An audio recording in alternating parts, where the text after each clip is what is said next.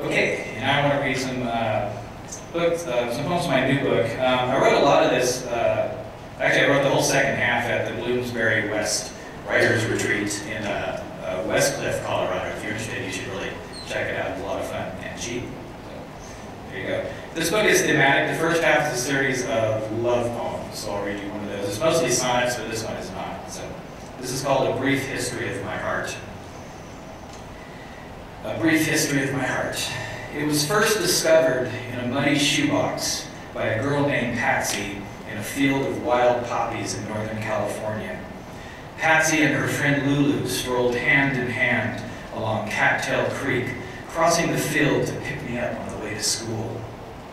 That's when Patsy tripped over the box and my heart spilled out, staining her shoes. According to Lulu, she screamed in delight. They carried it all the way to me that morning, tossing it back and forth like a slippery ball. I was very happy to have it back, especially since I had been utterly unaware of its existence.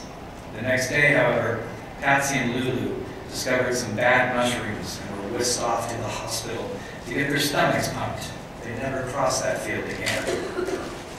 In junior high, beneath a late afternoon fall of Aurora Borealis, Mary Zumwalt gathered my heart into a specimen container. I was in the library diagramming sentences when she and her posse appeared at the window, their voices lilting through the opaque air. Would you like to swing on a star and carry Marck bags home in a jar?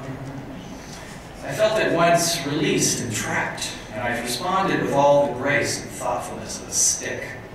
Clearly, my tender brain concluded, the heart exists outside of the individual, among alternative laws of time and space, where any passersby could simply reach out and poke it or squeeze it. And so I loaned it out to all the inarticulate dolts populating the landscape like spring mold. I became their private Cyrano, writing love-drenched missives to their beautiful girlfriends, who would never even learn my name. But they knew my words, and would recite them to each other by their lockers between classes, my heart passing between them as easily as handshakes and stolen glances. In college, I started hanging out with my brain and all of its nefarious friends and influences: alcohol, Eliot, coffee, bohemians, Kafka, peyote, Zappa, sugar, politics, and computers. Somewhere off in the shadows, my heart stood by and watched as I fumbled through a maze of women, their names a litany of brilliance, cruelty, promises, and lies.